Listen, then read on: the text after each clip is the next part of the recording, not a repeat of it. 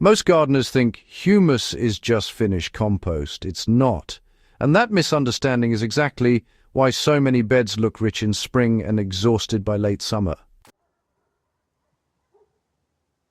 Compost feeds soil life, but true humus builds soil stability.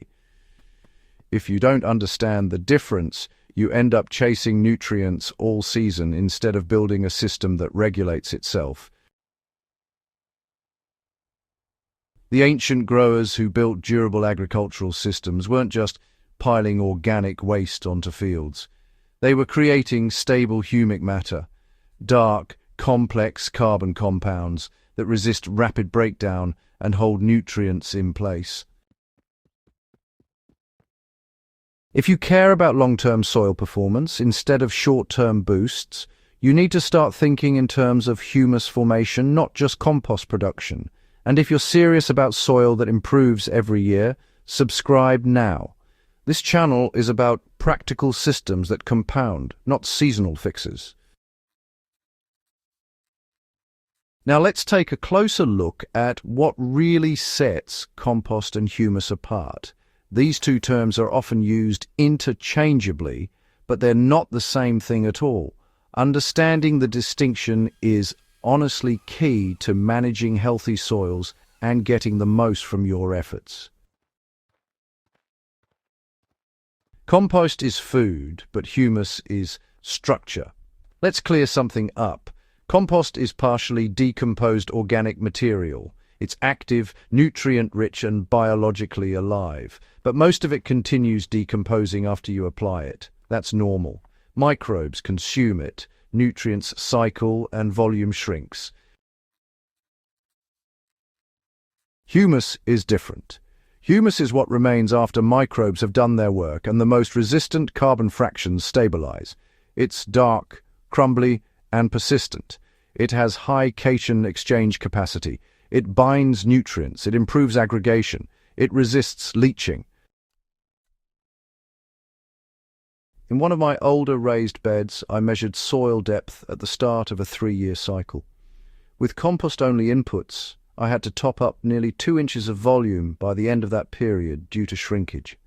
In another bed where I intentionally focused on humus-building practices, integrating compost, mineral amendments, and stable carbon, the soil profile held its structure far better. Moisture retention improved, and fertilizer inputs dropped by roughly 15%. That's not magic, that's carbon chemistry. So, what's the real secret to stable, thriving soil? Well, it's about building a foundation, layering organic matter with mineral amendments, and making sure stable forms of carbon are always present. Over time, these practices help soils resist compaction, hold on to water, and support a healthy web of life underground. It's not a quick fix, but it's a proven recipe for resilience. Stick with it, and your soil will thank you for years to come. The ancient hummus recipe is really about diversity and stabilization. Ancient soil systems that endured for generations, like the dark soils of Terra Preta in the Amazon rainforest, weren't built from kitchen scraps alone. They combined decomposed organic matter with charred biomass, minerals, and biological activity in ways that created lasting humic complexes. When I try to replicate that concept in a backyard garden, I focus on 3 components blended intentionally.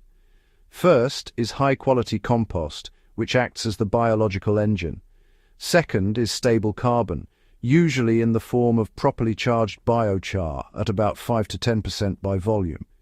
Third is mineral balancing, often with small additions of rock dust or gypsum, depending on soil test results. For a standard 4x8 raised bed filled 12 inches deep, that translates to about 32 cubic feet of soil. If I'm rebuilding or upgrading it, I'll incorporate roughly 3 cubic feet of charged biochar evenly into the top 8 inches. I'll blend that with about 6 to 8 cubic feet of finished compost and a modest mineral addition, typically 5 to 10 pounds of basalt rock dust. If the soil test indicates low trace minerals, The compost feeds microbes. The biochar provides stable habitat and absorption sites. The minerals support long-term nutrient cycling. Together, they accelerate humus formation rather than just short-term decomposition. When it comes to application and specialized systems, there are a few things I'd like to highlight. First, every soil and every growing environment is unique, so your approach should be tailored accordingly. For example, what works brilliantly in a raised bed might not be ideal for a field or a greenhouse. And honestly, sometimes you'll need to experiment a bit before finding what truly works best for your situation. The key is to observe, adjust, and keep learning as you go. You don't build humus by piling it on top. One of the biggest mistakes I see is gardeners top-dressing endlessly with compost without integrating it. Surface mulching has its place, especially for moisture control, but if your goal is humus formation within the root zone, you need incorporation. In new beds, I work the blend into the top 6 to 8 inches thoroughly. In established perennial beds, where disturbance is risky, I trench lightly along drip lines and backfill with a compost char mix, allowing worms and roots to do the integration over time.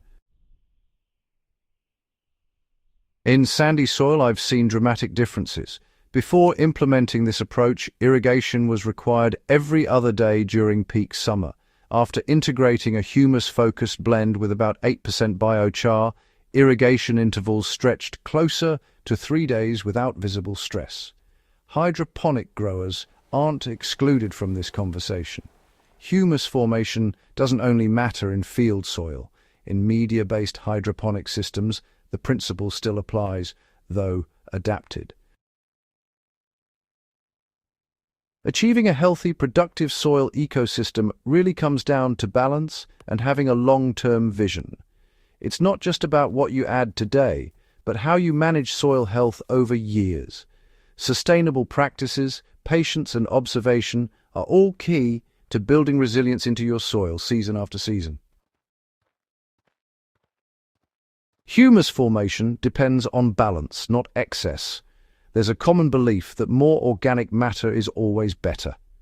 That's misleading. Excess undecomposed organic matter can create nitrogen drawdown, anaerobic pockets, or fungal imbalances. The key is controlled inputs that allow microbial communities to transform organic material into stable humic compounds. That's why I avoid dumping raw manure directly into production beds. I compost it fully first. What changes over multiple seasons? The biggest indicator that humus is increasing isn't just yield. It's soil behavior. After 2 or 3 seasons of consistent humus-focused management, soil aggregates become more stable. When you squeeze a handful, it forms a crumb that holds shape but breaks apart easily. Earthworm populations increase without deliberate introduction. Moisture distribution becomes more even. This is long-term thinking, not seasonal gardening. You won't see explosive results in 3 weeks. The shift becomes clear over seasons. Start small, choose one bed. Data beats theory. If you want soil that thrives instead of merely survives, focus on humus formation, not just compost accumulation. Subscribe to the channel if you're ready to move beyond surface-level soil advice and into practical, long-term soil building. Share this with another serious grower who's tired of rebuilding beds every year.